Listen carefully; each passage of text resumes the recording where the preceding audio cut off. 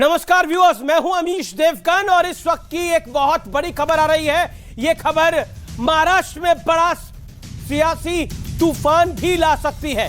जो सोर्सेस खबर दे रहे हैं, क्योंकि सूत्रों का दावा है कि एनसीपी के करीब 43 विधायक, विधान परिषद के 6 सदस्य और साथ ही 3 लोकसभा सांसद भारतीय जनता पार्टी के साथ जुड़ सकते हैं। यानी अजीत दादा पवार को जो संख्या चाहिए, ये नंबर उससे कहीं ज्यादा बताया जा रहा है। और वाकई अगर ऐसा है तो शरद राव पवार के हाथ से पार्टी की कमान खिसकती हुई दिख रही है। लेकिन अपने अपने दावे हैं। बीजेपी के कई बड़े नेता ये कह रहे हैं कि जो हाल एनसीपी का हुआ वही हाल बिहार में नीतीश कुमार की पार्टी जनता दल यूनाइटेड का होने वाला है, क्योंकि जेडीयू के कई विधायक और नेता भारतीय जनता पार्टी के संपर्क में है। इसी बीच ओम प्रकाश राजभर ने भी बहुत बड़ा दावा कर दिया है।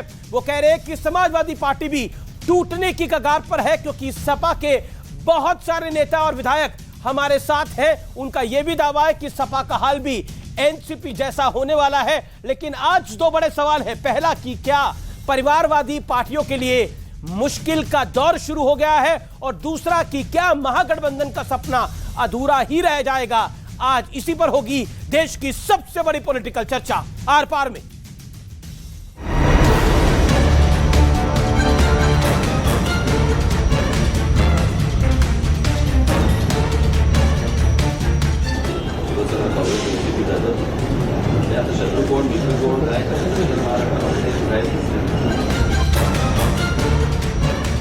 इस एक बयान में पूरी कहानी का सार है। कौन किसके साथ है, कौन किसके खिलाफ, पता ही नहीं चल पा रहा। 40 विधायकों के साथ का दावा करते हुए अजीत पवार डिप्टी सीएम बन गए। कुल 9 विधायकों ने शपथ ली और शरद पवार की पार्टी में टूट का दावा शुरू हो गया, क्योंकि छगन भुजबल और प्रफुल्ल पटेल जैसे दिग्गज भी अजीत पवार के साथ हैं।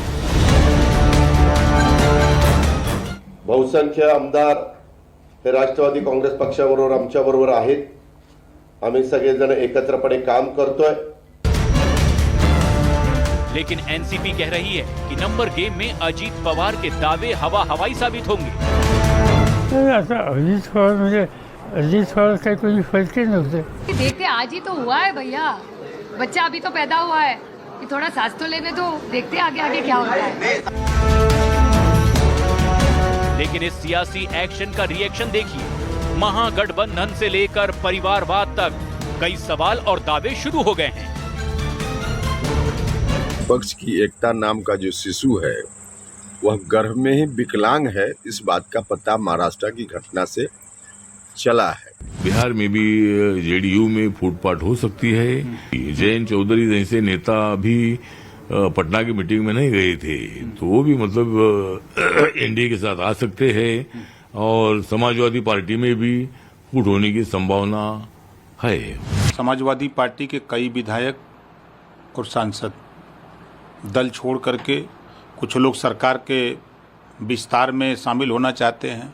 तमाम विधायक, कई विधायक तो हमसे संपर्क में, और दुनिया की हम बात क्या करें। जिससे मिलते हैं उनसे कहो वो ले जाए, हमारे जिनसे वो मिलते हैं उनसे कह दो कि ले जाएं।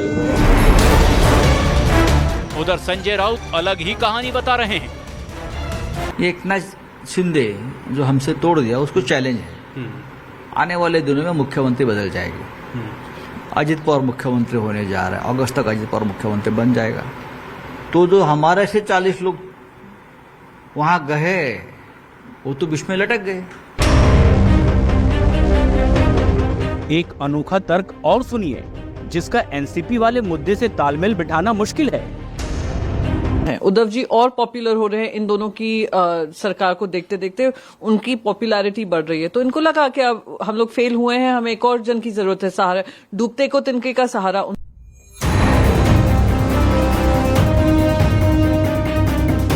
चर्चा ये भी है कि महागठबंधन की बैठक में राहुल का नाम आगे बढ़ाने पर कई विपक्षी नेता बिदक गए हैं। तो क्या आने वाले दिनों में और बड़ा सियासी खेल होने वाला है?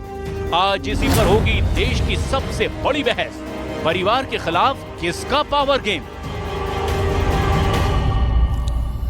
और अब वक्त है आर पार के सुप्रसिद्ध विश्लेषण का, और आज वंशवादी पार्टियों के लिए यह विश्लेषण देखने वाला है, और वंशवादी पार्टियों के जो समर्थक हैं उनके लिए भी देखने वाला है। वंशवादी पार्टियों के संकट काल का विश्लेषण। ठाकरे परिवार, बाला साहब ठाकरे खुद पार्टी बनाई, सेल्फ मेड मैन। उसके बाद उद्धव ठाकरे आते हैं, फिर आदित्य ठाकरे आते हैं, सत्ता खोई, पार्टी खोई और पार्टी का निशान भी गवा दिया। फिर पवार परिवार आता है, शरद राव पवार, उनकी सपुत्री सुप्रिया सुले, लेकिन कॉम्पिटेंट ज्यादा है अजीत दादा पवार, उनको साइडलाइन करते हैं। टूट के बाद हाशिए पर चली जाती है पार्टी। पार्टी के नाम और निशान पर अब जंग छिड़नी लगभग तय है। लालू यादव का परिवार यानी लालू यादव एंड सन्स, मीसा भारती, तेज प्रताप यादव, तेजस्वी यादव केंद्र में किंग मेकर की भूमिका में एक समय होते थे, लेकिन बिहार तक सिमट गए हैं और सिर्फ एक ही परिवार की पार्टी बन गए हैं। मैं बढ़ता हूं आगे। मुलायम सिंह यादव का परिवार, यहां पर चाचा भतीजे की लड़ाई में सत्ता गई, साख पर भी सवाल उठा। शिवपाल यादव, रामगोपाल यादव, अखिलेश यादव, डिंपल यादव, धर्मेंद्र यादव, अक्षय यादव, ये वंशवाद की ऐसी बेला है जिसकी लिस्ट और लंबी हो सकती है। बढ़ता हूं मैं आगे। बादल परिवार, सुखबीर बादल, हरसिमरत कौर, विक्रम मजीठिया, आदेश प्रताप सिंह कैरो, बेटा बहू दमाद, सब सियासत में कांग्रेस का विकल्प बनी आप। अकाली दल हो गई साफ, यानी परिवारवादी पार्टियों का हाल बुरा होता है, ये हम आपको दिखा रहे हैं। बढ़ता हूं मैं आगे। करुणानिधि परिवार, स्टालिन, कनिमोई, दयानिधि मारन, उदयनिधि मारन। उसके बाद केंद्र की राजनीति में पार्टी का जलवा लगभग खत्म हो गया है, एक परिवार तक सिमट गई है पार्टी। उसके बाद सबसे बड़ी पॉलिटिकल परिवार, पंडित नेहरू, इंदिरा गांधी, बेटा राजीव गांधी, सोनिया गांधी, फिर राहुल गांधी और प्रियंका वाड्रा। राहुल की लीडरशिप पर कई बार सवाल उठे हैं, ये आपने देखा है। अब तक के सबसे बुरे दौर में कांग्रेस पार्टी है, इसमें कोई दो राय नहीं है। गुलाम नबी आजाद, अमरिंदर सिंह, ज्योतिरादित्य सिंधिया जैसे दिग्गजों ने पार्टी को छोड़ दिया है। लेकिन मैं आपको बता दूं कि ये लिस्ट जो है वो बहुत लंबी है, ये लिस्ट बहुत लंबी है, इसलिए पूरी लिस्ट दिखाना हमारे लिए भी पॉसिबल नहीं है। इसमें चौटाला परिवार भी आएगा, इसमें कई परिवार आएंगे, इसमें ममता बनर्जी का भतीजा भी आएगा, लेकिन लिस्ट बहुत लंबी है। लेकिन बड़ा सवाल क्या है? बड़ा सवाल यह है, क्या फैमिली फर्स्ट वाली सोच परिवारवादी पार्टियों पर भारी पड़ती हुई दिख रही है? आज इस मूल सवाल के साथ हम आर पार की शुरुआत करेंगे। और मेरे साथ कौन कौन जुड़ रहा है? डॉक्टर सुधांशु त्रिवेदी है मेरे साथ, कीर्ति आजाद है मेरे साथ, संजय सिंह है मेरे साथ आम आदमी पार्टी के। संजय सिंह जी, मैं आप ही से शुरुआत करता हूं और आपसे एक सवाल पूछता हूं, क्या आपको लगता है जो हुआ है महाराष्ट्र के अंदर, उसमें परिवारों का भी दोष है या सारा दोष बीजेपी का ही है? देखिए, आप तो बहुत ही समझदार पत्रकार हैं अमीश देवगन जी। इतनी सारी जानकारी आपने जुटाई और भारत की राजनीति में शायद सबसे पहले परिवारवाद के खिलाफ इन परिवारों का डिटेल देते हुए मैंने बोला था कि पूरे देश में कैसे राजनीतिक परिवार सत्ता पर हैं। आज दोबारा बोल लेकिन जब आप इसका जिक्र कर रहे हैं तो भारतीय जनता पार्टी, आपकी वो क्लिप घर घर चलती है, तो दोबारा बोल दीजिए। भारतीय जनता पार्टी को आपने इस उपलब्धि से दूर कैसे कर दिया? वसुंधरा राजे, दुष्यंत सिंह, रमन सिंह, अभिषेक सिंह, प्रेम कुमार धूमिल, अनुराग ठाकुर, कल्याण सिंह, राजवीर सिंह, संदीप सिंह, राजनाथ सिंह, पंकज सिंह, कितने परिवार गिनवाऊं? आपने भारतीय जनता पार्टी के पूरे परिवारवाद जो देश भर में फैले हुए हैं अलग अलग राज्यों में, उसका जिक्र क्यों नहीं किया? मुझे नहीं मालूम किस कारण से आपने उसको छिपा लिया। अपने दर्शकों को जानकारी के लिए वो भी बताना चाहिए था। तो परिवारवाद से भारतीय जनता पार्टी सहित देश की कोई भी पार्टी अछूती नहीं है। सारी पार्टियां, अब इसमें और सारे परिवार आप जोड़ सकते थे, आप ठीक कह रहे थे, वो शायद आपको समय नहीं रहा होगा, नहीं जोड़ पाए। दूसरी बात, महाराष्ट्र में जो कुछ हुआ, मेरा सवाल उससे अलग है।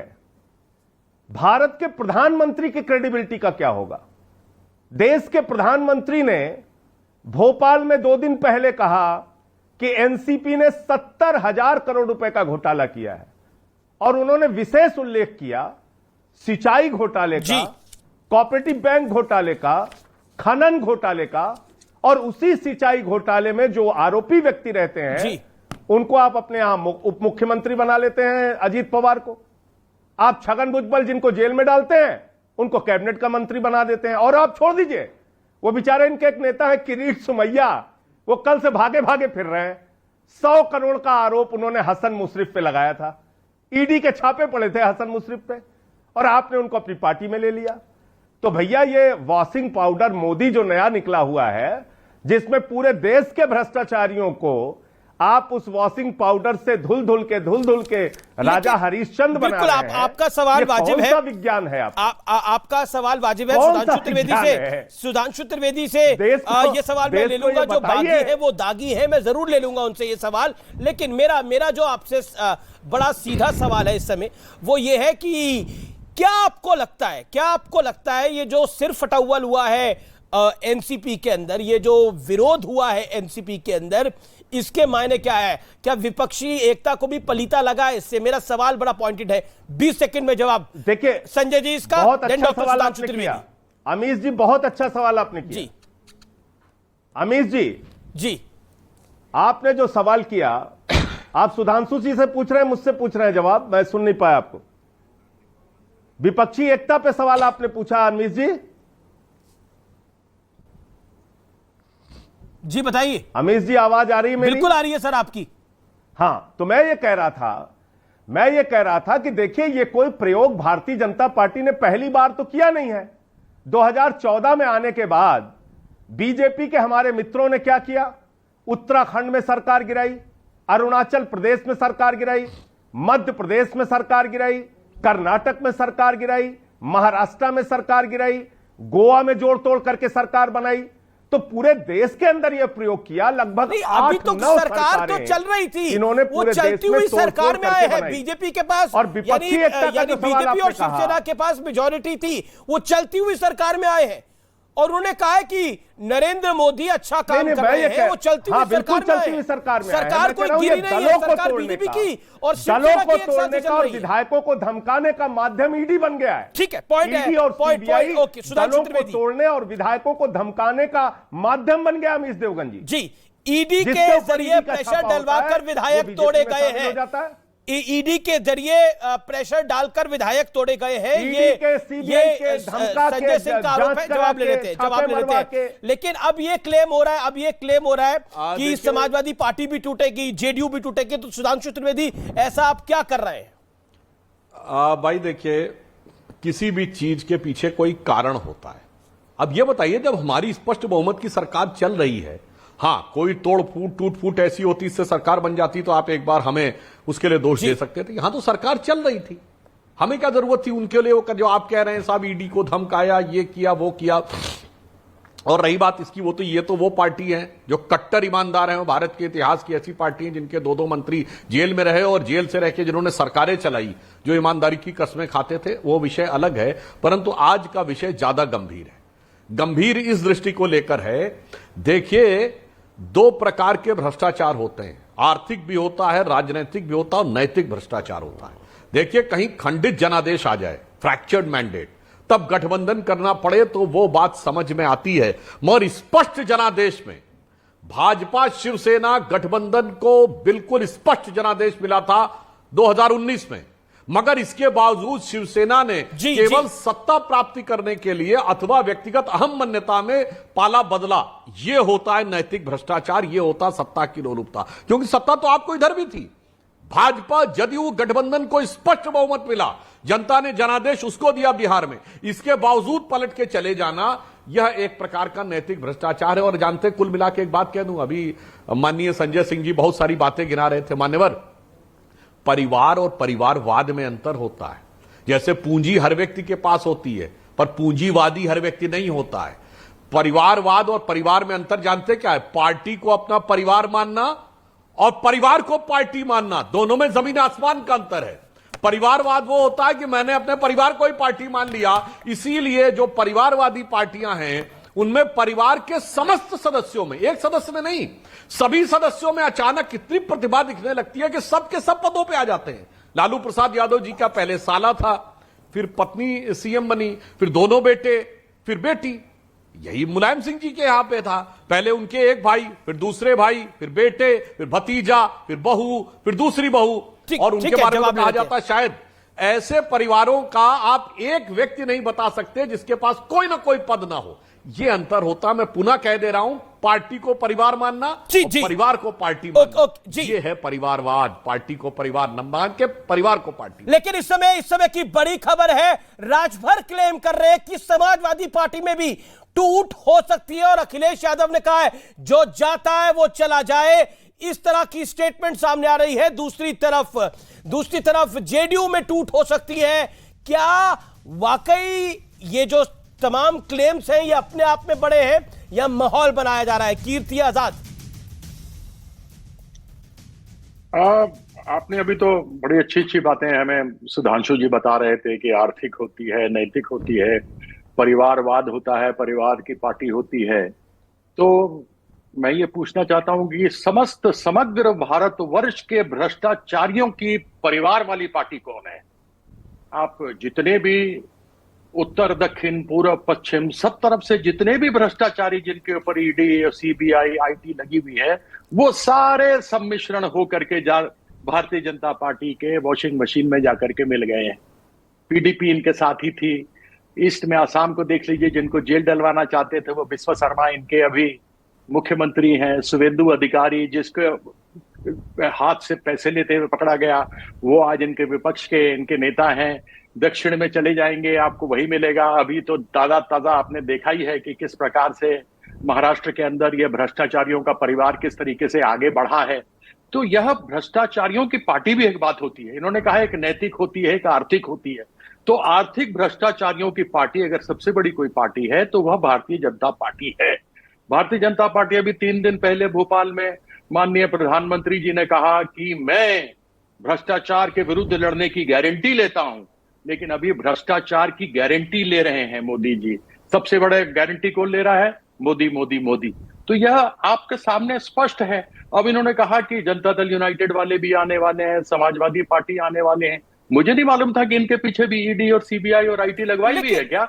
यदि लगवाई हुई है तो फिर न तो अमीर जी आपको सोचने की जरूरत है, न मुझे सोचने की जरूरत है। जवाब ले लेते हैं। सीबीआई लगी है, समझ लीजिए। जवाब सुधांशु, तो यह मैं खत्म कर लूं। आपने तो दोनों से 2 बार पूछ लिया, मुझे तो एक बार भी खत्म आप नहीं करने दे रहे। नहीं, आपने यदि ऐसे ही चाहते हैं तो मैं छोड़ दूं। लंबा कहां बोला भैया? नहीं, ऐसी तो बात नहीं है। देखो, अभी तो मैं ईडी सीबीआई की बात ही शुरू की थी कि एसपी में किसी के ऊपर लगी है या जदयू पे किसी पर लगी हो ईडी, तो फिर स्पष्ट हो जाएगा। उसमें आपको और मुझे चिंता करने की जरूरत नहीं कि कौन आएंगे। अपने आप देख लीजिए, जिनके लिस्ट में नाम होगा वो सारे कूद के इधर चले जाएंगे। तो कौन सी बड़ी बात है? लोगों के ऊपर ईडी लगाना, सीबीआई लगाना, आईटी लगाना, डराना। प्रफुल्ल पटेल जिसके ऊपर एयर इंडिया को लूटने का केस लगा हुआ था, जिनकी की प्रॉपर्टी अटैच कर ली थी ईडी ने, आज वह बैठे हुए हैं। कल सुना है कि शायद केंद्र में जब विस्तार होगा तो शायद वो मंत्री बनेंगे। तो छगन भुजबल के तो जमानत पर है, वो तो जमानत पर हैं जो आदमी जिनको उन्होंने आज मंत्री बनाया। लेकिन कार्यकारी अध्यक्ष थे और ऑपोजिशन पार्टी की बैठक में शामिल थे प्रफुल्ल पटेल। लेकिन मैं इस समय सुधांशु त्रिवेदी से रिएक्शन ले लेता हूं। सुधांशु त्रिवेदी, आप लोगों ने माहौल को, एक सेकेंड सर, आपने माहौल को ऐसा कर दिया है कि कल कांग्रेस ने भी अपने सब विधायकों को हाजिर रहने के लिए बोला है और उद्धव ठाकरे गुट ने भी बोला है कि जितने विधायक बचे हैं हमारे पास वो भी हाजिर हो जाए। क्या आपको लगता है कि पॉलिटिकल माहौल महाराष्ट्र की वजह से ऑपोजिशन कह रहा है खराब हो रहा है? देखिए, अभी जैसे आपने कहा तो कीर्ति आजाद जी ने कहा कि इन लोगों को ज्यादा बोलने का मौका मिला, मुझे कम। तो विपक्षी तथा कथित एकता में कितना सौहार्द और एक दूसरे के प्रति क्या सहनशीलता है, ये तो डिबेट में ही दिख गया। आपको लेकर बोला था, एक दूसरे से ज्यादा दिखना है और वह बात बहुत स्वाभाविक है। आपको लेकर बोला मानी हुई बात है। आम आदमी पार्टी राष्ट्रीय पार्टी है और टीएमसी, हाँ, तो दोनों प्रश्न भी हम ही से हैं मान्यवर, आप दोनों हम ही से। इसीलिए तो आपको ज्यादा समय दे रहे हैं। देखिए क्या हुआ कि तृणमूल कांग्रेस एक क्षेत्रीय दल है, आम आदमी पार्टी राष्ट्रीय दल है, परंतु यह भी एक यथार्थ है कि राष्ट्रीय दल होकर भी आम आदमी पार्टी सिर्फ 20 लोकसभा सीटों पर सीधी लड़ाई में है। 13 सीटें पंजाब की और 7 सीटें दिल्ली की। वो 42 लोकसभा सीटों पर लड़ाई। सबके अपने अपने तर्क हैं, अपनी अपनी अहम मान्यता है और इस कारण से एक दूसरे के प्रति उतनी सहनशीलता नहीं है, स्वाभाविक। अब मैं इस बात का जवाब देता हूं जो कीर्ति आजाद जी ने कहा। शायद आप भूल गए, भ्रष्टाचारियों में सबसे बड़ी पार्टी जानते कौन थी? ये जो पटना में इकट्ठे हुए थे, इसमें कौन कौन थे? इसमें कोयला घोटाले वाले भी थे, इसमें दारू घोटाले वाले भी थे, इसमें भर्ती घोटाले वाली बुआ जी भी थी और चारा घोटाले वाले जनाब की अध्यक्षता में बैठ के अपने अपने घोटाले और परिवार को बचाने की डिफेंस डील कर रहे थे 23 जून को, एक दूसरे के भ्रष्टाचार का डिफेंस।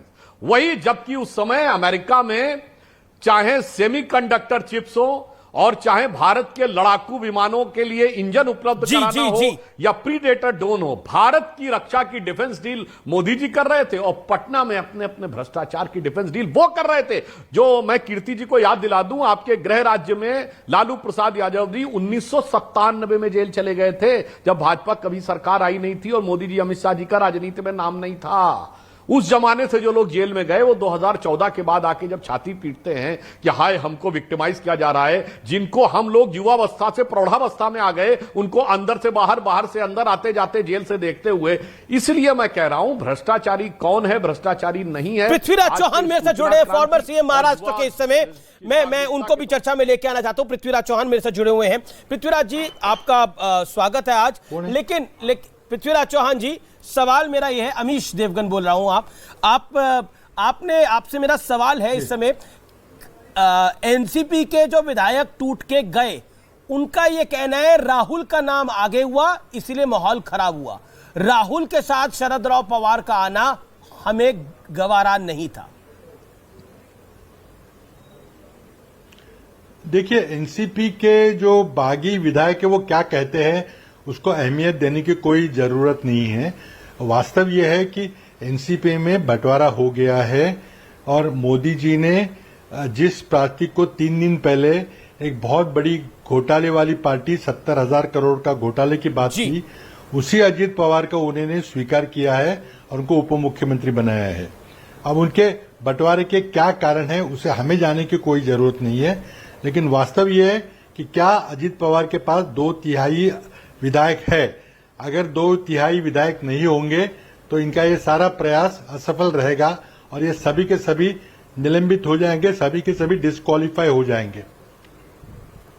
जी, सुधांशु त्रिवेदी, मैं आपके पास आता हूं 20 सेकंड में। पृथ्वीराज चौहान साहब की बात का जवाब, आपने जिनको भ्रष्टाचारी कहा उन्हीं के साथ आ गए और मेरे पास एक आंकड़ा भी है और मैं वो आंकड़ा लेकर आया हूं। अजीत पवार पर मनी लॉन्ड्रिंग केस में ईडी के जांच के शक के घेरे में है। छगन भुजबल पर 2015 से ईडी के 2 केस दर्ज हैं। प्रफुल्ल पटेल पर तो इकबाल मिर्ची से जुड़े मनी लॉन्ड्रिंग से पूछताछ भी हो चुकी है।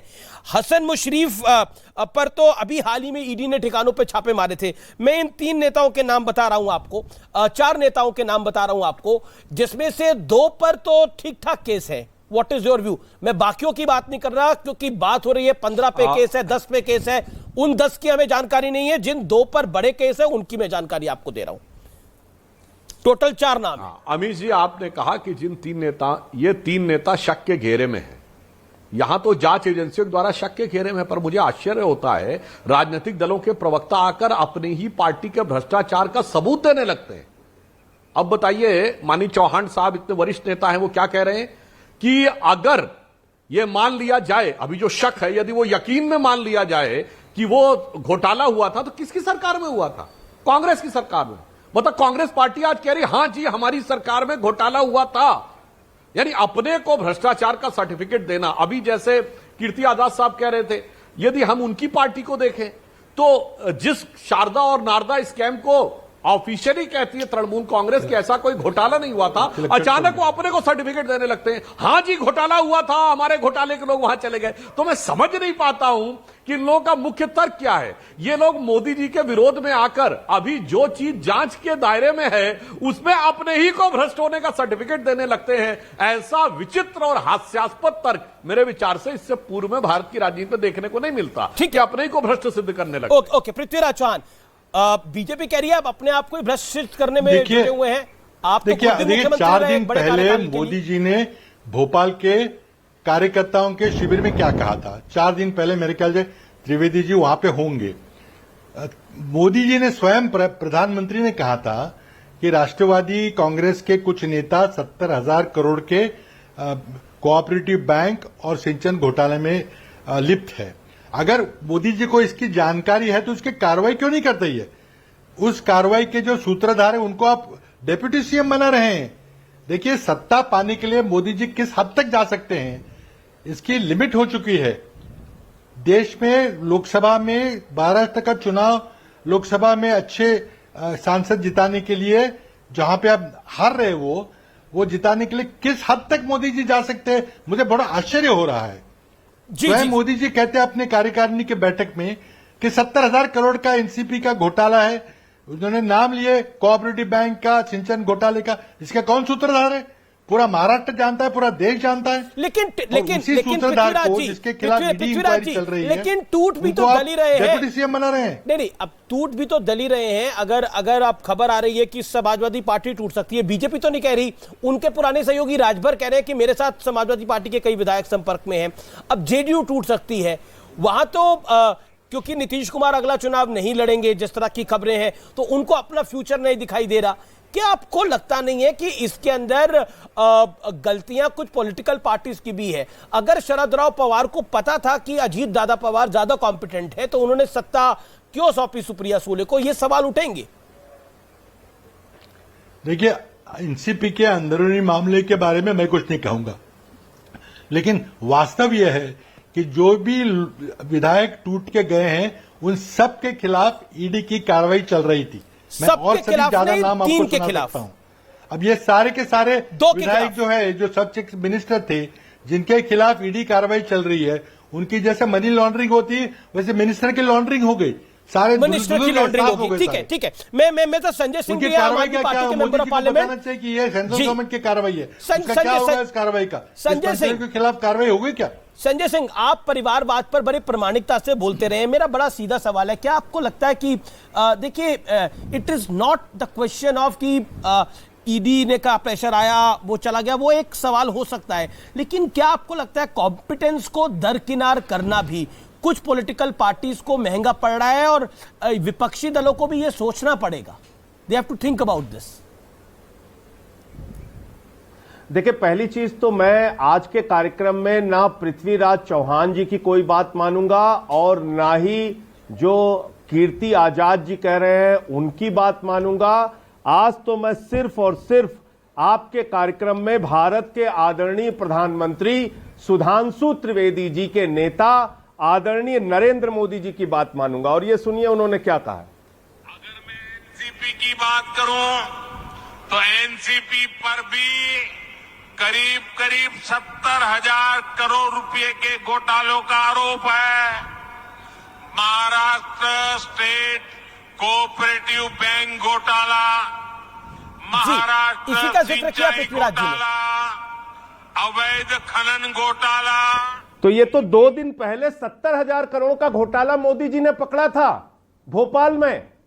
मैं पृथ्वीराज चौहान जी की बात नहीं मान रहा हूं, मैं कीर्ति आजाद जी की भी बात नहीं मान रहा हूं, और मैं आपकी भी बात नहीं मान रहा हूं महेश देवगन जी। मैं तो सुधांशु त्रिवेदी जी के नेता और भारत के प्रधानमंत्री आदरणीय नरेंद्र मोदी जी की बात मान रहा हूं।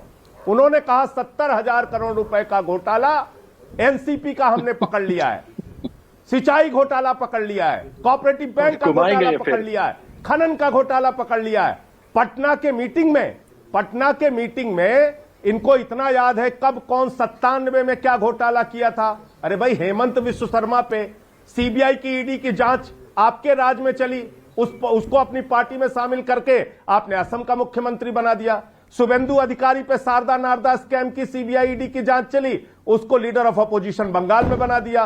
व्यापम घोटाले की जांच शिवराज सिंह पे चली, उनको आपने मध्य प्रदेश का मुख्यमंत्री बना दिया। येदियुरप्पा पे माइनिंग घोटाले की जांच कर्नाटक में चली, उनको आपने मुख्यमंत्री बना दिया। रेड्डी ब्रदर्स को आप अपने साथ लेके आते हैं। आप भूल गए, आपको 2 मंत्री याद हैं, आम आदमी पार्टी के बंगारू लक्ष्मण भारतीय जनता पार्टी के जवाब ले लेते हैं। जी, वो रक्षा सौदे में रिश्वत खाते हुए सुधांशु का जवाब ले लेते हैं। आपके केंद्रीय मंत्री थे जिन्होंने कहा था कि पैसा खुदा तो नहीं, खुदा से भी कम नहीं। आप भूल गए उनको। जी जी जी, सुधांशु त्रिवेदी जो बात पृथ्वीराज चौहान ने बोली वो उन्होंने वीडियो में ऑडियो में प्ले करके दिखा दिया। एक सेकंड, सारे भ्रष्टाचारी बीजेपी में शामिल हो जा रहे हैं। संजय जी जवाब भी ले लेते हैं। बीजेपी से बाहर हो, पृथ्वीराज चौहान साहब भी जुड़े हुए हैं। Okay Sudhanshu, sharp reply Sudhanshu ji. हाँ अमीश जी मैं बिल्कुल बता रहा हूं, यही तो मैं कहना चाह रहा हूं। आज विपक्षी दलों की यह फितरत हो गई है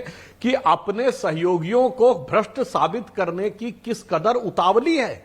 और उसके लिए मैं संजय जी को साधुवाद देना चाहूंगा कि माननीय प्रधानमंत्री जी, जिनको पानी पी पी कर कोसते हैं ये और इनके नेता अरविंद केजरीवाल जी, आज उनके वक्तव्य को लेकर ये कितनी सत्यनिष्ठा के साथ ये बता रहे हैं, यह प्रेजवर्दी है। बिल्कुल आपने जो सुनाया उसमें क्या कहा प्रधानमंत्री जी ने, इन पे इतने 1000 करोड़ का आरोप है तो जांच होगी। हमने आज तक किसी भी नेता के खिलाफ अगर केस विड्रॉ किया हो तो बताइए। जैसे यूपीए सरकार में 2G घोटाले पर पीएससी की रिपोर्ट जब सबवर्ट की गई तो सपा बसपा डीएमके तीनों के केस विड्रॉ हुए। जुलाई 2008 में जब न्यूक्लियर डील पे मुलायम सिंह यादव ने समर्थन किया, उसके 2 महीने के अंदर सीबीआई ने क्लोजर रिपोर्ट लगा दी। आप बताइए, हेमंता विश्व शर्मा जी भाजपा में आने के बाद भी एक बड़ी खबर, शरद राव पवार ने हारी हुई बाजी को जीतने की बात कही है। शरद राव पवार कह रहे हैं कि हारी बाजी जीतना उन्हें आता है। सूत्र कह रहे हैं हारी बाजी हमें जीतना आता है। लेकिन दूसरी तरफ अजीत दादा पवार कह रहे हैं संख्या जहां होगी वहीं सिंबल होगा और सिंबल हमारे पास ही रहेगा क्योंकि मेरे पास वो नंबर है। दूसरी तरफ बिहार से बहुत बड़ा अपडेट आ रहा है। बिहार से बीजेपी के नेता ने क्लेम करा है कि देखिए आगे आगे होता है क्या, क्योंकि कई विधायक पाला बदलेंगे आने वाले दिनों के अंदर। मैं ब्रेक ले रहा हूं, आप देख रहे हैं आर पार।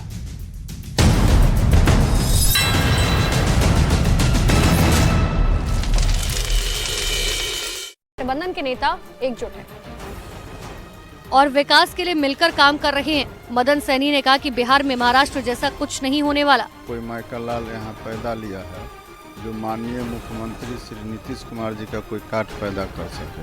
मदन सैनी ने सुशील कुमार मोदी पर पलटवार करते हुए कहा कि जेडीयू को कोई तोड़ नहीं सकता। बिहार में गठबंधन के नेता एकजुट हैं और मिलकर काम कर रहे हैं। इधर बिहार के सहरसा से बीजेपी विधायक आलोक रंजन ने महाराष्ट्र में हुए एनसीपी में टूट को लेकर बड़ा बयान दिया। उन्होंने दावा किया कि बिहार में बहुत जल्द खेल होगा और तेजस्वी यादव मुख्यमंत्री बनेंगे और नीतीश कुमार का पत्ता साफ हो जाएगा। उन्होंने कहा कि जेडीयू के सांसद और विधायक ही नीतीश कुमार के आचरण और व्यवहार से नाराज चल रहे हैं। उन्होंने नीतीश कुमार पर बिहार के लोगों के साथ धोखा करने का आरोप लगाया। बिहार के मुख्यमंत्री ने बिहार के जनादेश के साथ दगा किया, धोखा किया। बीजेपी विधायक आलोक रंजन ने कहा कि जिस तरह से महाराष्ट्र में एनसीपी टूट गई, उसी तरह यहाँ भी खेल होगा। उन्होंने ये तक कह दिया कि आने वाले दिनों में बिहार से जेडीयू का सफाया हो जाएगा। तो एनसीपी में टूट होने के बाद पार्टी प्रमुख शरद पवार की बेटी सुप्रिया सुले रविवार को देर रात पार्टी दफ्तर पहुंची, प्रेस कॉन्फ्रेंस की। उन्होंने अजीत पवार और अपने भाई बहन के रिश्ते पर कहा कि उनके रिश्ते में कोई कड़वाहट नहीं आई है और ना ही आएगी। हालांकि उन्होंने राजनीति को परिवार से अलग रखते हुए कहा कि जहां बात पार्टी की है तो ये प्रोफेशनल है। जिसके बाद पत्रकारों ने उनसे शिंदे सरकार में अजीत पवार के भविष्य के बारे में पूछा तो उन्होंने साफ साफ कहा कि बच्चा अभी पैदा हुआ है जिसकी उम्र महज 24 घंटे है। ऐसे में भी कुछ कहना जल्दबाजी होगी। अभी देखते, आज ही तो हुआ है भैया, बच्चा अभी तो पैदा हुआ है कि थोड़ा सांस तो लेने दो, देखते आगे आगे क्या होता है। सुप्रिया सुले ने कहा कि भाई होने के नाते वो हमेशा दादा यानी कि अजीत पवार के साथ रहेंगी, लेकिन पिता होने के नाते शरद पवार के साथ रहना भी उनका फर्ज है।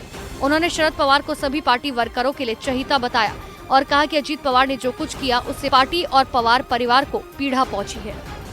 तो सुप्रिया सुले के साथ प्रेस कॉन्फ्रेंस में जितेंद्र आव्हाड भी मौजूद थे, जिन्हें पार्टी में टूट के फौरन बाद एक बड़ी जिम्मेदारी दे दी गई। उन्हें विधानसभा में नेता विपक्ष चुन लिया गया और इसकी जानकारी विधानसभा स्पीकर को भी दे दी गई। बतौर नेता विपक्ष बागी विधायकों पर कार्रवाई के सवाल पर उन्होंने कहा कि अभी अधिकार उनके पास नहीं है, इसीलिए वो शरद पवार के आदेश का इंतजार करेंगे। उनको नई जिम्मेदारी की पुष्टि एनसीपी के स्टेट प्रेसिडेंट जयंत पाटिल ने की। पैर में ही हमने जितेंद्र आव्हाड साहब को चीफ विप के नाते उनको अपॉइंटमेंट दी है और वो अभी काम कर रहे हैं। वहीं जितेंद्र आव्हाड ने कहा कि पार्टी में टूट के बाद राहुल गांधी समेत उन सभी विपक्षी दलों के नेताओं के फोन शरद पवार को आए जो पटना में आयोजित विपक्ष की बैठक में शामिल हुए थे और सभी ने बतौर एनसीपी उनको समर्थन देने की बात कही। तो अजीत पवार के बगावत करने के बाद भी एनसीपी नेताओं के निशाने पर अजीत पवार या उनसे साथ जाने वाला कोई भी विधायक नहीं है। माना दरअसल ये जा रहा है कि शरद पवार की रणनीति है कि अभी बागी विधायकों को टारगेट नहीं करना है ताकि उनकी वापसी की संभावना बनी रहे और इसीलिए एनसीपी के निशाने पर बीजेपी और शिवसेना के शिंदे गुट है, जिसके तहत सबसे पहले विधानसभा अध्यक्ष को बागी विधायकों को अयोग्य ठहराने के लिए ईमेल के जरिए एक डिस्क्वालीफाई पिटीशन फाइल की गई। जितेंद्र के मुताबिक विधानसभा अध्यक्ष से 4 बार फोन से संपर्क करने की कोशिश की गई लेकिन उन्होंने फोन नहीं उठाया। अभी मुझे चिंता है कि एकनाथ शिंदे साहब की समस्या बढ़ जाएगी और उनका जो महत्व था कि वो उधर गए इसलिए तो भाजपा की सरकार महाराष्ट्र में आई, तो वो 40 लेके गए। अब ये इनके साथ कितने हैं 2-3 दिन में क्लियर हो जाएगा। तो एकनाथ शिंदे को पर्याय ढूंढने का प्रयास भाजपा ने किया है। जयंत पाटिल ने आशंका जताई कि 40 विधायकों के साथ अजीत पवार को अपने साथ मिलाने के बाद अब बीजेपी विपक्ष को दबाने की पुरजोर कोशिश करेगी, लेकिन एनसीपी ऐसा नहीं होने देगी। इसीलिए विधानसभा अध्यक्ष के साथ साथ इलेक्शन कमीशन को ये जानकारी दी गई कि पार्टी की मंजूरी के बिना एनसीपी विधायक सरकार में शामिल हुए हैं। इसीलिए असली एनसीपी अजीत पवार गुट नहीं बल्कि शरद पवार गुट है। इधर एनसीपी में फूट के बाद महाविकास अघाड़ी के नेता एक सुर में भारतीय जनता पार्टी और सीएम शिंदे पर हमलावर हो गए हैं। उद्धव ठाकरे को एक झटके में सत्ता से उतार फेंकने वाले एकनाथ शिंदे अब उद्धव के निशाने पर हैं।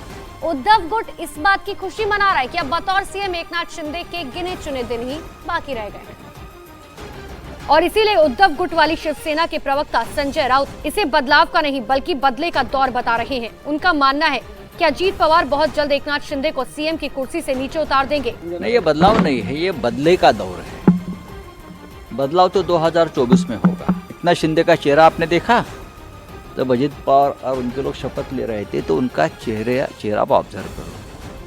अजीत पवार का इंडक्शन इन कैबिनेट का मतलब है एकनाथ शिंदे जा रहे हैं, अब एकनाथ शिंदे मुख्यमंत्री नहीं रहे। ठीक ऐसा ही बयान एनसीपी की ओर से भी आ चुका है, जिसका मतलब है कि अब महाविकास अघाड़ी के नेता एकनाथ शिंदे पर मिलकर निशाना साधने में जुट गए हैं।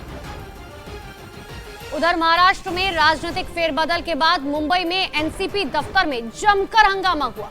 एनसीपी के जिन नेताओं ने मंत्री पद की शपथ ली उनके खिलाफ एनसीपी कार्यकर्ताओं का गुस्सा भड़क गया और उन्होंने शपथ लेने वाले मंत्रियों की तस्वीर दफ्तर से बाहर फेंक दी। इतना ही नहीं, मंत्री पद की शपथ लेने वाले पार्टी नेताओं की फोटो पर काली स्याही भी पोती। राजनीतिक उलटफेर से नाराज एनसीपी कार्यकर्ताओं ने दफ्तर में ही हंगामा करना शुरू कर दिया। महाराष्ट्र में एनसीपी नेता अजीत पवार ने बीजेपी से हाथ मिला लिया, जिसके बाद उन्हें डिप्टी सीएम बनाया गया। एनसीपी के 9 नेताओं ने मंत्री पद की शपथ ली। यही वजह है कि एनसीपी कार्यकर्ताओं का गुस्सा भड़क गया। महाराष्ट्र में जारी सियासी उलटफेर के बीच एनसीपी के राष्ट्रीय महासचिव नरेंद्र वर्मा ने बड़ा दावा किया। उन्होंने कह दिया कि शरद पवार फ्रंट फुट पर खेलेंगे और किसमें कितना दम है सब धीरे धीरे साफ हो जाएगा। कितने विधायक साथ में हैं ये अब आने वाले 2-3 दिनों में स्पष्टता उसमें आएगी। एक दिन पहले एनसीपी नेता अजीत पवार 8 विधायकों के साथ एकनाथ शिंदे मंत्रिमंडल में शामिल हो गए, जिसके बाद उन्होंने प्रेस कॉन्फ्रेंस की जिसमें उन्होंने एनसीपी के चुनाव चिन्ह पर दावा ठोका। अजीत पवार ने दावा किया कि उनके साथ और भी विधायक आएंगे, लेकिन इसी बीच एनसीपी के राष्ट्रीय महासचिव नरेंद्र वर्मा ने कह दिया कि 2 दिन में दूध का दूध पानी का पानी हो जाएगा। उधर महाराष्ट्र में हुए सियासी उलटफेर के बीच बिहार के पूर्व उप मुख्यमंत्री सुशील कुमार मोदी ने बिहार में भी उलटफेर की संभावना जता दी। उन्होंने दावा कर दिया कि विपक्षी एकता की बैठक की वजह से एनसीपी में विद्रोह हुआ और उनके मुताबिक बिहार में भी महाराष्ट्र जैसे हालात बन रहे हैं। सुशील कुमार मोदी ने दावा किया कि बिहार में महाराष्ट्र जैसी स्थिति बन सकती है, जिसे देखते हुए मुख्यमंत्री नीतीश कुमार ने विधायकों से अलग अलग बातचीत करनी शुरू कर दी। सुशील कुमार मोदी ने ये तक कह दिया कि नीतीश कुमार महाराष्ट्र में उलटफेर को लेकर डरे हुए हैं। उन्हें डर सता रहा है कि कहीं बिहार में भी कोई सियासी हंगामा न हो जाए। उधर महाराष्ट्र में एनसीपी में टूट को लेकर बिहार की राजनीति में बयानबाजी शुरू हो गई। आरएलडी सुप्रीमो उपेंद्र कुशवाहा ने इशारों में विपक्ष की एकता पर तंज कसा। और कह दिया कि विपक्ष की एकता कितनी ज्यादा अटूट है, इसका ट्रेलर महाराष्ट्र में देखने को मिल गया। विपक्ष की एकता नाम का जो शिशु है वह गर्भ में ही विकलांग है, इस बात का पता महाराष्ट्र की घटना से चला है। इतना ही नहीं, इशारों इशारों में उन्होंने बिहार के मुख्यमंत्री नीतीश कुमार पर भी निशाना साध दिया। उन्होंने कह दिया ये इसलिए भी होना था क्योंकि जिस मां के गर्भ में विपक्षी एकता का शिशु था वो मां ही कुपोषित है। उपेंद्र कुशवाहा ने कहा कि अभी तो ये शुरुआत है, आगे आने वाले दिनों में विपक्षी एकता के कई टुकड़े होंगे। हालांकि सुशील कुमार मोदी के दावे पर जेडीयू नेता मदन सैनी ने तंज कसा। उन्होंने साफ कह दिया कि बिहार में गठबंधन के नेता एकजुट हैं और विकास के लिए मिलकर काम कर रहे हैं। मदन सैनी ने कहा कि बिहार में महाराष्ट्र जैसा कुछ नहीं होने वाला। कोई माइकल लाल यहाँ पैदा लिया है जो माननीय मुख्यमंत्री श्री नीतीश कुमार जी का कोई काट पैदा कर सके। मदन सैनी ने सुशील कुमार मोदी पर पलटवार करते हुए कहा कि जेडीयू को कोई तोड़ नहीं सकता। बिहार में गठबंधन के नेता एकजुट हैं और मिलकर काम कर रहे हैं। इधर बिहार के सहरसा से बीजेपी विधायक आलोक रंजन ने महाराष्ट्र में हुए एनसीपी में टूट को लेकर बड़ा बयान दिया। उन्होंने दावा किया कि बिहार में बहुत जल्द खेल होगा और तेजस्वी यादव मुख्यमंत्री बनेंगे और नीतीश कुमार का पत्ता साफ हो जाएगा। उन्होंने कहा कि जेडीयू के सांसद और विधायक ही नीतीश कुमार के आचरण और व्यवहार से नाराज चल रहे हैं। उन्होंने नीतीश वेलकम बैक व्यूअर्स, आप देख रहे हैं इस समय आर पार, देश का सबसे ज्यादा देखे जाने वाला कार्यक्रम। लेकिन इस समय की बड़ी खबर है, एकनाथ शिंदे ने कुछ देर पहले न्यूज 18 से बात करी है और महाराष्ट्र की पॉलिटिक्स से ये जुड़ी बहुत बड़ी खबर है। न्यूज 18 से बोले हैं सीएम शिंदे कि अगले कुछ दिनों में एक और विस्तार होगा, एक और मंत्रिमंडल विस्तार जल्द किया जाएगा, 2-3 दिन में विस्तार संभव होगा। ये सीधे तौर पर कहना है। महाराष्ट्र की सियासत से ये बड़ी खबर है। लेकिन क्या मेरे साथ कीर्ति आजाद है, मेरे साथ इस चर्चा में पृथ्वीराज चौहान है, संजय सिंह है, आप तमाम लोगों का एक बार फिर अभिनंदन है। सत्य प्रकाश मिश्रा भी मेरे साथ जुड़ेंगे। लेकिन मैं आपका रुख करता हूं कीर्ति आजाद और 40 सेकंड में आपसे जानना चाहता हूं, क्या आपको लगता है कि विपक्षी लगता है कीर्ति आजाद तक आवाज नहीं जा पा रही है? संजय सिंह, मेरा मूल सवाल है, क्या विपक्षी एकता को झटका लगा है? पॉइंट सिर्फ ये है, सीधा सवाल मेरा ये है। देखिए अमीश देवगन जी, आपको याद होगा, अगर उत्तर प्रदेश की राजनीति को आपने करीब से देखा होगा, जब जब बहुजन समाज पार्टी को तोड़ने का काम किया गया और इतना ही नहीं 2/3 पार्टी साफ कर दी गई, तब तब कांसी राम जी का वोट शेयर बढ़ा। यानी कि जनता इस जोड़ तोड़ की राजनीति को जब आम चुनाव आते हैं तो अपने वोट की ताकत से जवाब देती है। महाराष्ट्र के अंदर जो कुछ हो रहा है, जो इन्होंने शिवसेना के साथ किया, एनसीपी के साथ किया, जब 2024 के आम चुनाव होंगे तो महाराष्ट्र की जनता इस खोखा खोखा की राजनीति को, जोड़ तोड़ की राजनीति को जवाब देगी। लेकिन संजय जी, मेरा काउंटर सवाल है। कर्नाटक में सरकार बनाई, कर्नाटक में बीजेपी को, मेरा काउंटर बीच में बोलेंगे तो मेरी बात मेरा सवाल है आपसे, मेरा सवाल यह है, क्योंकि आप खुद एक सेल्फ मेड नेता हैं और आप मेंबर ऑफ पार्लियामेंट बने, क्या आपको लगता नहीं है, मैं ये सवाल इसलिए उठा रहा हूं और ये सवाल बहुत जरूरी है, कॉम्पिटेंस के आगे जब परिवार को बढ़ावा मिलता है, चाहे वो लालू का परिवार हो, चाहे वो स्वर्गीय मुलायम सिंह यादव का परिवार हो, चाहे वो स्वर्गीय प्रकाश सिंह बादल का परिवार हो, चाहे वो करुणानिधि जी का परिवार हो, चाहे वो शरद राव पवार का परिवार हो, या फिर वो बाला साहब ठाकरे का परिवार हो। बाला साहब ठाकरे सेल्फ मेड नेता थे, शरद राव पवार सेल्फ मेड नेता है, लेकिन उद्धव ठाकरे, आदित्य ठाकरे सेल्फ मेड नेता नहीं है। यही हाल सुप्रिया सूले के लिए भी है।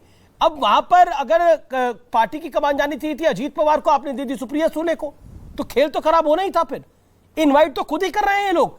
अब जरूरी थोड़ी अरविंद केजरीवाल आपकी पार्टी के नेता है तो उनके सपुत्र ही उस पार्टी को संभालेंगे, आप भी संभाल सकते हैं। बोलिए। आप तो अपने ही सवाल में जवाब लेके बैठे हुए हैं। जब तक अजीत पवार शरद पवार के साथ रहते हैं वो परिवारवादी है, वही परिवारवादी हिस्सा जब अजीत पवार का आपके साथ आ जाता है तो परिवारवाद भी मिट जाता है और भ्रष्टाचार भी मिट जाता है। कर्नाटक का ताजा उदाहरण लीजिए ना, जोड़ तोड़ करके वहां सरकार बनाई बीजेपी ने, साफ कर दिया जनता ने कर्नाटक में। तो इसलिए विपक्षी एकता को इससे कहीं कोई फर्क पड़ने वाला नहीं है। जब आम चुनाव होंगे तो एक एक चीज का चुन चुन के इस देश की जनता हिसाब लेगी, ठीक है, कि किस तरीके से पूरे देश में लेकिन फिर नेता कौन है विपक्ष के पास? गिराया गया। सवाल खड़ा होगा, नेता कौन है विपक्ष के पास? मोदी के सामने कौन? मोदी वर्सेस कौन? बताइए, जब मनमोहन सिंह जी 10 साल इस देश के प्रधानमंत्री रहे तो क्या उस समय पता था कि मनमोहन सिंह जी प्रधानमंत्री होने जा रहे हैं? मालूम था आपको या हमको या किसी देश के लोगों को?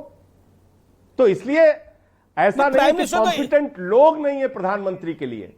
नहीं, ऐसे तो इंद्र कुमार गुजराल भी रहे, देवेगौड़ा जी भी प्रधानमंत्री रहे, लेकिन कांग्रेस इंडिकेट कर रही है कि राहुल गांधी चेहरा होंगे।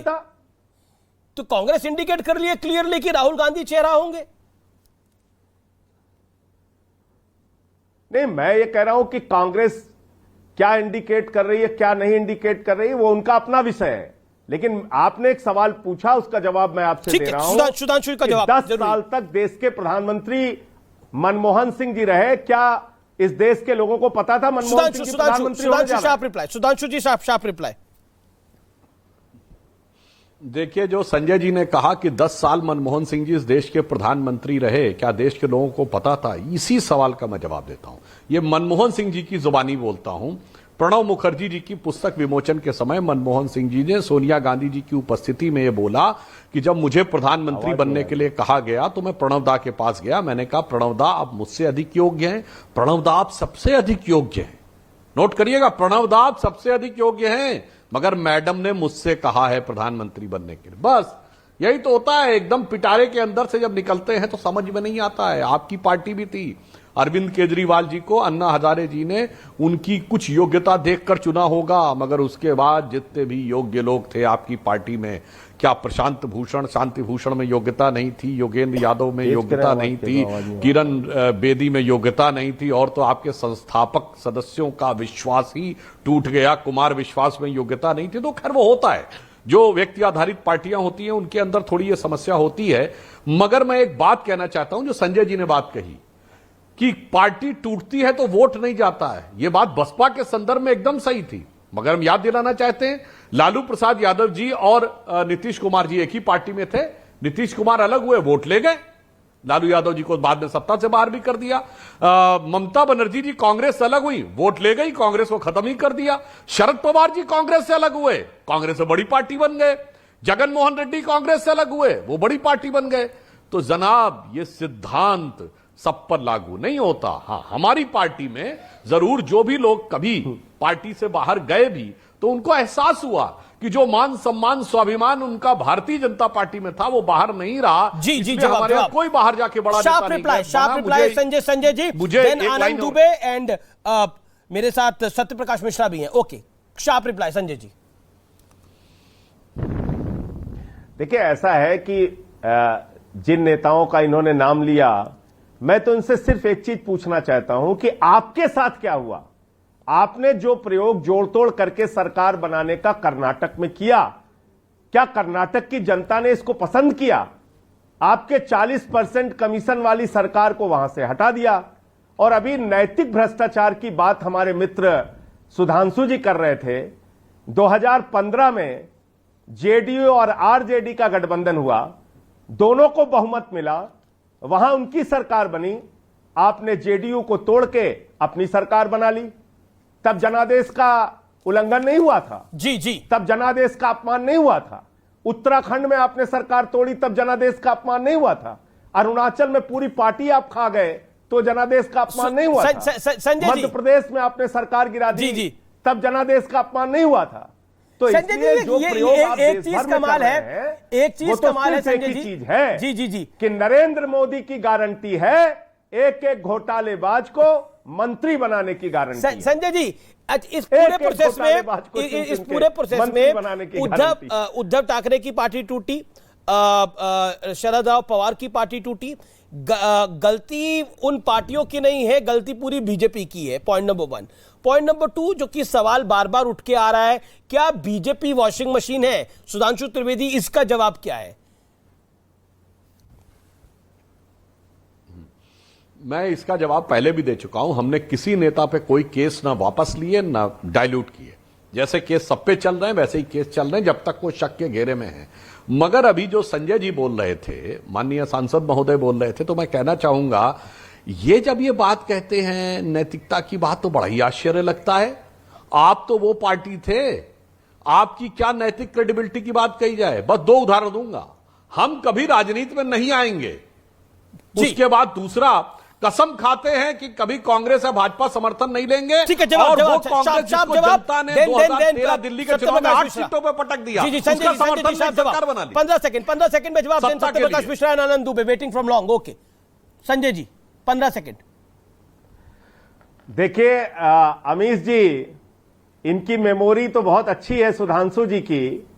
अरे भाई, ये तो वो पार्टी है जिन्होंने अपने 3 सबसे बड़े मुद्दे, 370 को, राम मंदिर को, इस देश में कॉमन सिविल कोड को, इन तीनों मुद्दों कर को दिया। दूध की मक्खी की तरह निकाल के फेंक दिया था जब अटल जी की पहली सरकार बनी थी गठबंधन की।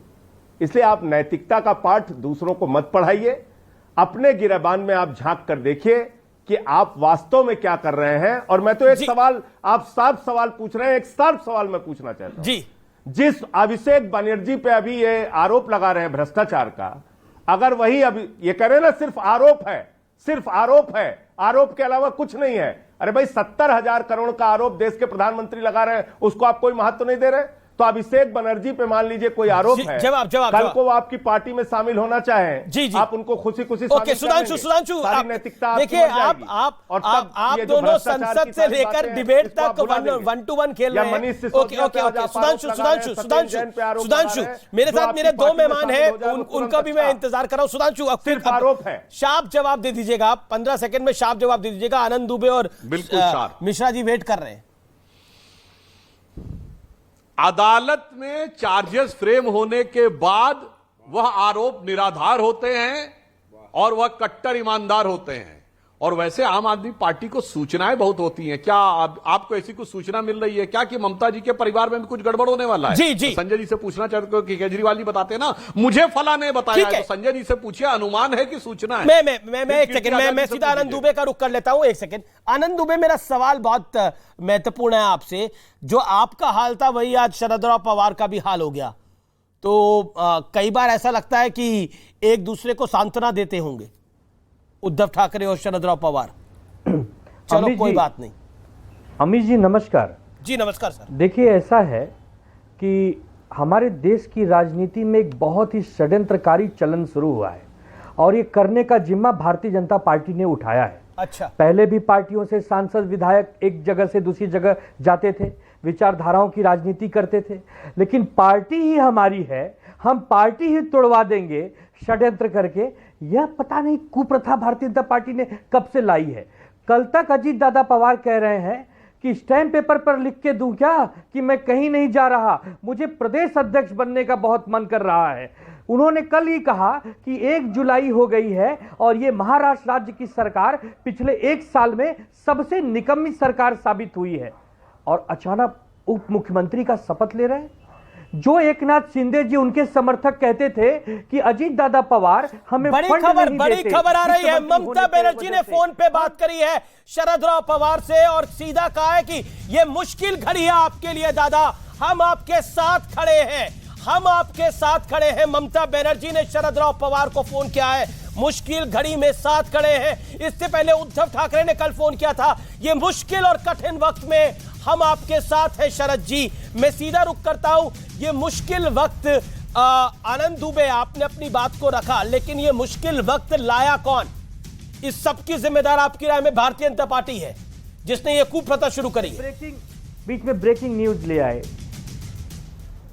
हेलो जी बोलिए सर। अमित जी मैं बोलूं, मेरी बात तो हो जाने दीजिए। जो एकनाथ शिंदे जी उनके समर्थक कल तक कहते थे कि अजीत दादा पवार के नेतृत्व में हमें फंड नहीं मिलता, आज वही एकनाथ शिंदे जी अपने मंत्रालय में उन्हें उप मुख्यमंत्री बनाते हैं और जहां तक मेरा अनुमान है उन्हें वही पुराना डिपार्टमेंट फिर मिल जाएगा। ये कैसी राजनीति करना चाहते हैं? कैसी कथनियों करनी में आप लोग जवाब देते हैं। भारत की राजनीति में ऐसे सुधांशु जवाब 20 सेकंड में जवाब। सुधांशु त्रिवेदी जन सत्यप्रकाश मिश्रा। मुझे लगता है भाई आनंद दुबे जी शायद वही बात बता गए कि 2019 में शिवसेना के सारे विधायक मोदी जी का नाम लेकर मोदी जी की फोटो लगाकर चुनाव जीत के आए और बाद में पलट गए। कोई बात नहीं आनंद जी, कई बार आदमी अपनी कही बात से पलट जाता है परंतु अपने पूर्वजों की बात पर अटल रहता है। लोग कहते हैं ना कि अपने पिता की बात हम नहीं छोड़ सकते, अपनी बात से तो एक बार पलट सकते हैं। सोचिए बाला साहब ठाकरे जी ने क्या बोला था सोनिया जी के बारे में, उनके तमाम वीडियो अवेलेबल हैं। कांग्रेस के बारे में तो बाकी तो आप छोड़िए, तो आपने तो अपनी विरासत और अपने अमीश जी 10 सेकंड मुझे दीजिएगा। 10 सेकंड देन सत्यप्रकाश मिश्रा।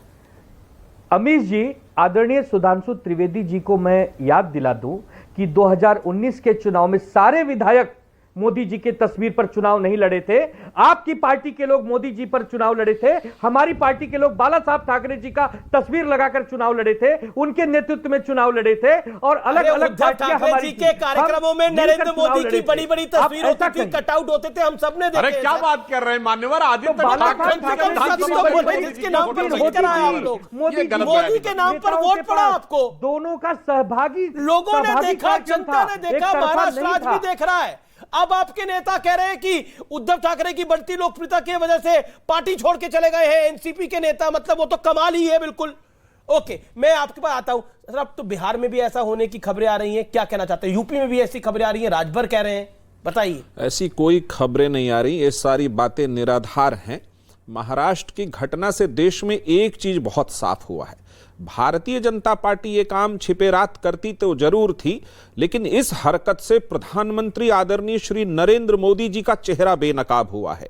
भोपाल की रैली में जो उनका भाषण था, ठीक उसके 4 दिन के अंदर 9 लोगों को सत्ता का शपथ दिला देना, ये इस देश में क्या साबित करता है कि आपका घर तो भारतीय जनता पार्टी इतना कमजोर और खोखला हो चुका है कि आप दूसरों के घरों में सेंधमारी करने में यकीन करते हैं। ये काम आपने मध्य प्रदेश में किया, अरुणाचल प्रदेश में किया, कोई पतीला नहीं लगा है। जो भी पतीला जो कहिए आप, विपक्षी एकता से घबराकर और भारतीय जनता पार्टी की अंदर से खोखली होती हुई, कमजोर होती हुई बैठक में भी थे और छोड़ के भी चले गए। 40% की कमीशन की सरकार जब कर्नाटक से गई है तो भारतीय जनता पार्टी तरह तरह के दूसरे हथकंडे अपना रही है दूसरी पार्टियों को अपनी तरफ खींचने के लिए। ये डर की राजनीति और दहशत की राजनीति भारत में जो भारतीय पार्टी के द्वारा कर रही है, ज्यादा दिन चलेगी नहीं। जी, भारतीय जनता पार्टी का चेहरा बेनकाब हुआ इस घटना से। अब बात आज की 2 बड़ी खबरों की। आपने कहावत सुनी होगी कि सिर मुंडाते ही ओले पड़ गए। 23 जून को पटना में विपक्ष की एक बैठक की थी, सभी ने नरेंद्र मोदी के खिलाफ साथ मिलकर लड़ने की कस्में वादे खाए, लेकिन 10 दिन होते होते महाराष्ट्र में कथित महागठबंधन का किला दरक गया, क्योंकि वहां चाचा शरद पवार के खिलाफ भतीजे अजीत पवार ने बगावत कर दी। दूसरी और दिल्ली में अरविंद केजरीवाल बड़ी मुसीबत में फंसते जा रहे हैं, क्योंकि दिल्ली हाई कोर्ट ने आज उनके right hand man Manish Sisodia को बेल देने से साफ इंकार कर दिया। तो अरविंद केजरीवाल की सरकार को सुप्रीम कोर्ट से बहुत बड़ी और कड़ी फटकार लगी। दरअसल मनीष सिसोदिया ने शराब नीति मामले में ईडी के मनी लॉन्ड्रिंग केस में जमानत की अर्जी दायर की थी, जिसे खारिज करते हुए हाई कोर्ट ने कहा, सुनना चाहिए आपको, मनीष सिसोदिया दिल्ली सरकार में प्रभावशाली पद पर रहे हैं, ऐसे में वो जमानत मिलने पर गवाहों को प्रभावित कर सकते हैं। कोर्ट ने यह भी कहा, Manish Sisodia prevention of money laundering act के सेक्शन 45 के तहत जमानत की दोहरी शर्तों को पूरा नहीं करते। इन शर्तों के मुताबिक कोर्ट को जमानत देने से पहले यह आश्वस्त करना होता है कि आरोपी ने मनी लॉन्ड्रिंग का अपराध नहीं किया है और आगे भी कोई अपराध नहीं करेगा। इससे पहले सीबीआई की ओर से दर्ज केस में भी मनीष सिसोदिया की जमानत अर्जी दिल्ली हाईकोर्ट ने खारिज कर चुका है। दूसरी, सुप्रीम कोर्ट ने रीजनल रैपिड ट्रांजिट सिस्टम यानी आरआरटीएस मामले में सुनवाई की। दिल्ली से मेरठ के बीच बन रही ये सिस्टम के लिए अरविंद केजरीवाल सरकार ने फंड देने से साफ इंकार कर दिया था। केजरीवाल सरकार ने सुप्रीम कोर्ट में कहा कि उनके पास फंड की कमी है, ऐसे में वो आरआरटीएस प्रोजेक्ट के कंस्ट्रक्शन के लिए पैसे नहीं दे सकते हैं। इस पर सुप्रीम कोर्ट केजरीवाल सरकार से कह रही है कि क्या आप चाहते हैं कि हम ये देखें कि आपने किस फंड का इस्तेमाल कहां पर किया है? विज्ञापन के लिए रखा गया हर फंड इस प्रोजेक्ट में लगाया जाना चाहिए। सुप्रीम कोर्ट ने यह भी पूछा कि बीते 3 साल में आपने विज्ञापनों पर यानी एडवर्टाइजमेंट पर कितना खर्च किया है? इस पर 2 हफ्तों के अंदर जवाब दीजिए। ये एक तरह से साफ है, ये जो फटकार लगी सुप्रीम कोर्ट से और मनीष सिसोदिया के मामले में, आज अरविंद केजरीवाल के लिए दिन वाकई खराब था।